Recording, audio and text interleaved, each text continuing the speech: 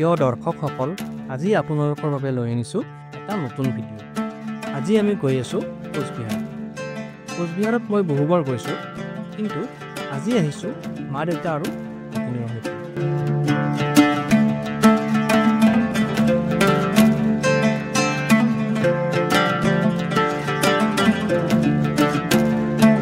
এয়া আহি পালোঁ আমি কোচবিহাৰ ৰাজবাৰী।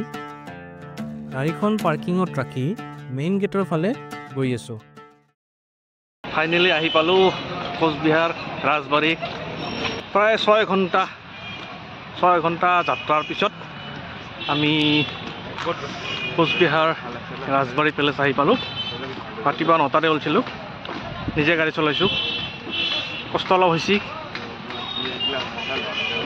এতিয়া টাইম হৈছে 3টামান বজাত আহি পাইছোঁ। প্ৰায় 6 ঘণ্টা মাজতে অলপ জিৰাইছোঁ।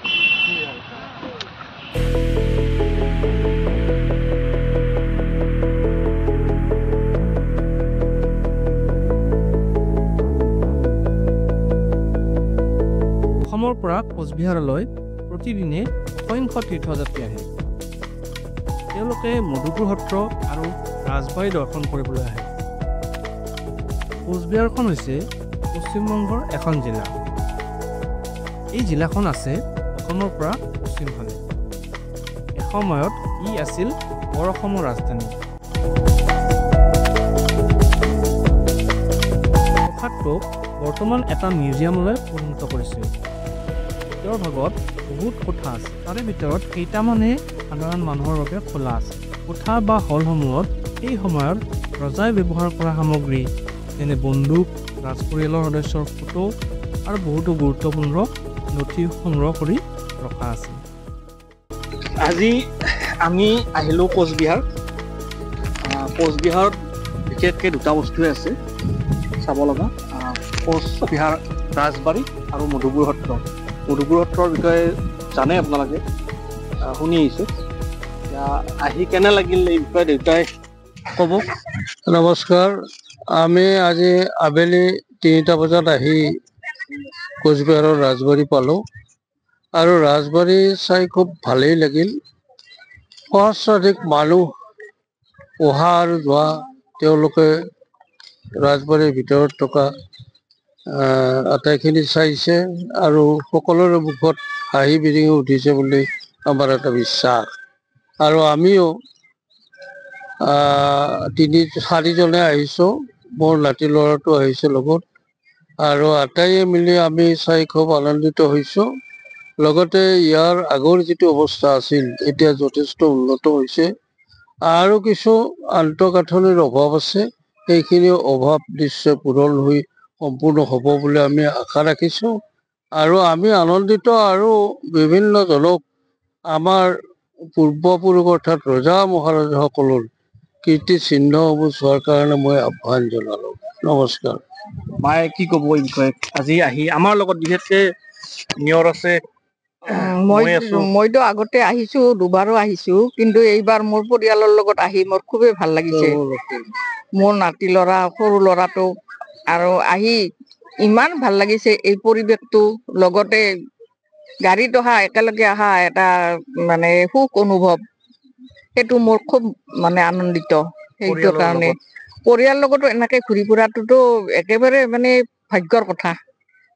এইটো মই আজি যি উপলব্ধি কৰিছো, আৰু হয়তো পিছলৈকেও এই আশাটো থাকিল। এইখিনিয়ে মোৰ আজি খুব আনন্দিত। আজি মা দেউতাৰ বাৰ্থডে আছিল না? আজি তাৰিখটো না? আজি 22 আজি বিশেষ দিন এটা, দেউতাৰ জন্মদিন। মানে তালে মানে মিলি গেল, আৰু সেইকাৰণে বহুত জোৰ দিলোঁ, ময়ে জোৰ দিলোঁ কোচবিহাৰ যাওঁ। মধুপুৰতো ময়ো দেখা নাই, কিন্তু ইয়াতে ৰাজবাৰী মই দেখিছোঁ। আজি মোৰ 4 নম্বৰ বাৰ, 4বাৰ ইতিমধ্যে দেখিলোঁ, চালোঁ।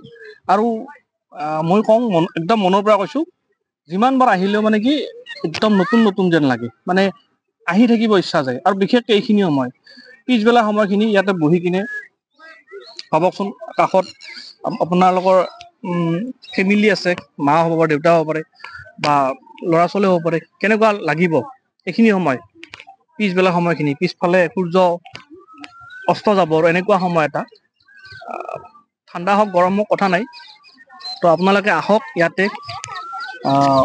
এদিনৰ কাৰণে সময় বিশেষ মানে হেৰি নাই, প্ৰব্লেম নাই। ৰাতিপুৱা আহি কিনে পিছবেলা গুচি যাব পাৰি।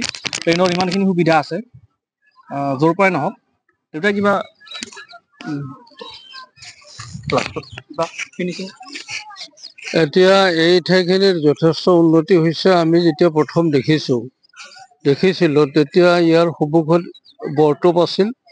এতিয়া বৰটোপটো আমি দেখা নাই, কিন্তু আটাইখিনি সন্মুখৰ ঠাইখিনি মুকলি আছিল আৰু পিছফালে জংঘলে আগুৰা আছিল। কিন্তু এতিয়া যথেষ্টখিনি উন্নতি হৈছে, আৰু উন্নতি হৈ আহিব। গতিকে সকলোকে মই পুনৰবাৰ ইয়ালৈ আহি ৰজা মহাৰজাসকলৰ পৰিয়ালবৰ্গৰ আৰু তেওঁলোকৰ বিষয়ে জানিবলৈ ইচ্ছা যদি আছে, তেতিয়াহ'লে আপোনালোকে সকলোৱে আহি ইয়াত এপাক ফুৰি যাওক। আমি সাক্ষাৎকাৰটো ইয়াতে সমাপ্ত কৰিছোঁ, আৰু বাকী দৃশ্যখিনি আপোনালোকক দেখুৱাম।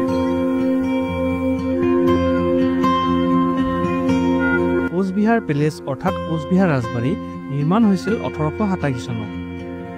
সেই সময়ত মহাৰাজ নৃপেন্দ্ৰ নাৰায়ণ দেৱে ইয়াক নিৰ্মাণ কৰাইছিল। এই ৰাজপ্ৰসাদটো ইটালীৰ আৰ্হিত নিৰ্মাণ কৰা হৈছিল।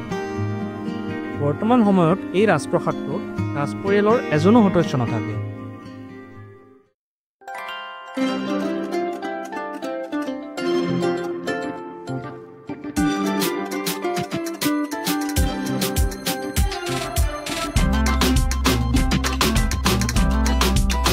প্ৰাসাদটোৰ পৰা ওলাই আহি গেটৰ সন্মুখতে পাব বিভিন্ন খোৱা বস্তু।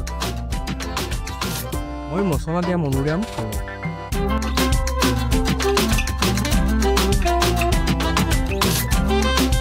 প্ৰাসাদটোৰ পৰা মাত্ৰ 200 মিটাৰমান দূৰত্বত পাব এইখন মিঠাইৰ দোকান।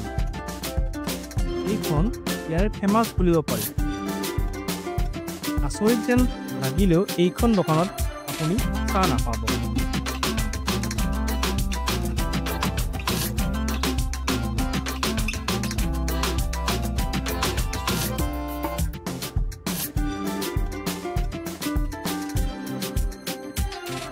খোৱাৰ শেষ হোৱাৰ পিছত আমি হোটেললৈ যাওঁ। ভিডিঅ'টো ইয়াতে সামৰণি মাৰিলোঁ। কেনেকুৱা পালে কমেণ্ট কৰি জনাবচোন।